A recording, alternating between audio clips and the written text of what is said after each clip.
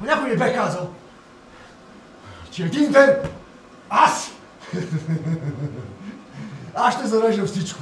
Родина, спорт, начин на живот, лесни пари, приятели.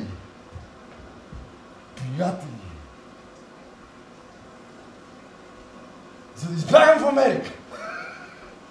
Аз да започна на чисто. Елитен университет. Елитна професия. За година печеля повече, отколкото родителите ми за цял един скапан живот. И да имам бодигардове вместо приятели. И когато всичко това сме извървели заедно. Стана жена тука. И сега имаме, Боже, имаме цялото свободно време на света. Тя ще тръгне да си пише с един обитак от ламеса.